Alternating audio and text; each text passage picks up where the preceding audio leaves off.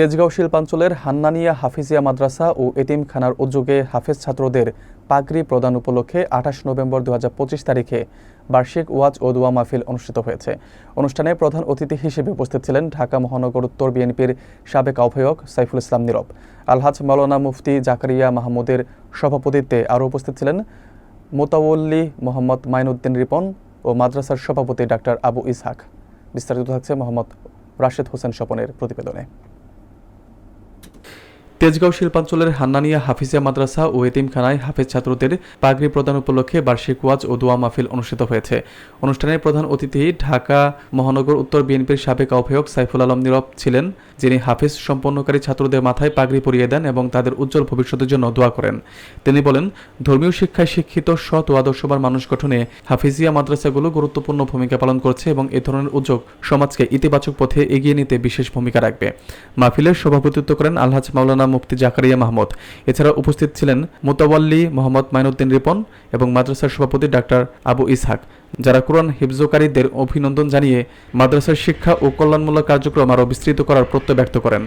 ওয়াজ মাহফিলে বিশিষ্ট আলেমরা ইসলামী শিক্ষা, নৈতিকতা ও সমাজের কল্যাণে হাফেজ শিক্ষার উপর গুরুত্ব তুলে ধরেন। অনুষ্ঠান শেষে দেশ, জাতি ও হাফেজ ছাত্রদের কল্যাণ ও বিশ্বের শান্তি কামনায় বিশেষ দোয়া পরিচালিত হয়। শাহাদাত বরণ করেছেন, তাদের রুহের মাগফিরাত কামনা করছি, তাদের পরিবারের প্রতি সহমর্মিতা জানাচ্ছি। কয়েকদিন পূর্বে আমাদের দেশে যে ভূমিকম্প হয়ে গিয়েছে সেই ভূমিকম্পে আমাদের দেশের কয়েকটি প্রাণ ঝরে গিয়েছে। যে সকল ভাইরা বোনেরা শাহাদাত বরণ করেছেন ভূমিকম্পে, তাদের রুহের মাগফিরাত করছে এবং আল্লাহ পাক যেন আমাদের দেশকে এই ভূমিকম্প থেকে হেফাজত করেন।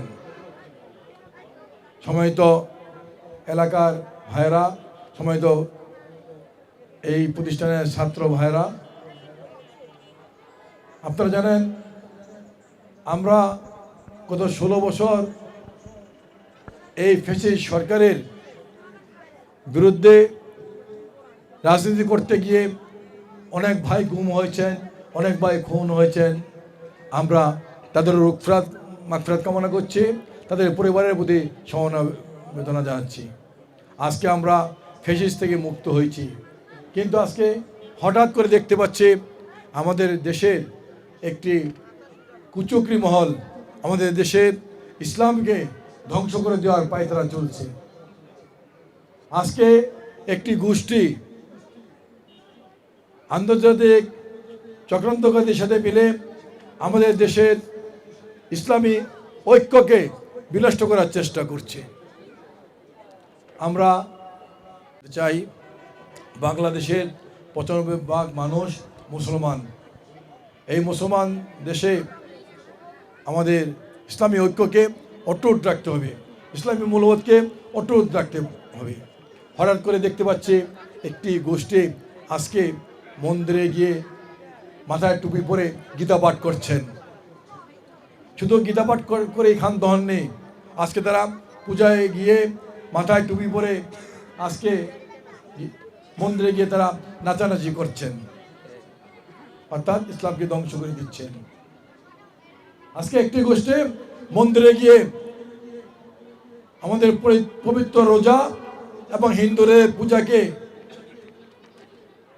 মিলিয়ে একই করে দিচ্ছেন, বলছেন পূজা এবং রোজা একই জিনিস, মুদ্রার এই পিঠ ওই পিঠ। আমার এই প্রোগ্রামটা আমি প্রতি বছরই করি। আমার বড় ভাই মৃত্যুর আগে এখানে একটা এতিমখানা করার জন্য উনি মানে একটা প্রতিশ্রুতি করে, ওই প্রতিশ্রুতি অনুযায়ী সে ফাউন্ডেশন তোলা যায়, কিন্তু উনি ফাউন্ডেশন তোলা অবস্থায় উনি মারা যান। তো মারা যাওয়ার পরে আমি এটার মোতাবলি হই। এখন এখানে শুধু এতিমরা পরে প্রায় আজ থেকে 5 বছর আগে প্রায় আমার 10 জন এতিম নিয়ে আমি শুরু করি। 10 জনের পর থেকে এখন 42 জন আছে। 42 জন এতিমকে আমি মানে আমার তত্ত্বাবধানে চলে। আমার বোন জামাই ডাক্তার আবু ইসহাক, আমার মা, আমরা সবাই মিলে আমরা কোনো জায়গা থেকে টাকা উত্তোলন করি না। কিন্তু এখন আমার এই এতিমখানাটা আমি মানে আপনার প্রায় 300-র মতো মানে 300-র মতো ছাত্রছাত্রী আছে। এখানে আমার 42 জন এতিম পড়াইতে গিয়ে আমরা একটু হিমশিম খাইতে হয়। তাই আমি আমার বড় হুজুর আছে, বড় হুজুরের সাথে আমার বোন জামাই মাদ্রাসার সভাপতি, আমরা পরামর্শ করে আমরা প্রায় অনেকের বাপ মা আছে কোরআনে হাফেজি পড়াইতে চায়, হাফেজ পড়াইতে চায়, তখন আমরা একটু বুদ্ধি খাটায় আমরা তাদেরকে নিয়ে নিলাম। এখানে প্রায় 300-র মতো হাফেজ পড়ালেখা করতেছে। এখন আমাদের 12 জন হাফেজ হয়েছে। আজকে প্রোগ্রামটি মূলত 12 জন হাফেজকে পাগড়ি দেওয়ার উদ্দেশ্যে আমরা ওয়াজ মাহফিলের একটা ব্যবস্থা করছি। এই কারণে দেশের অবস্থা খুবই ভালো। বিভিন্ন আলেম ওলামাদেরকে দিয়ে যেন আমরা একটু এতিম বাচ্চাদেরকে দিয়ে হাফেজদের দিয়ে যদি একটু দোয়া করে আমরা যদি একটু শান্তিতে আনন্দ যাই, এর জন্য আজকে এই অনুষ্ঠানটা করি।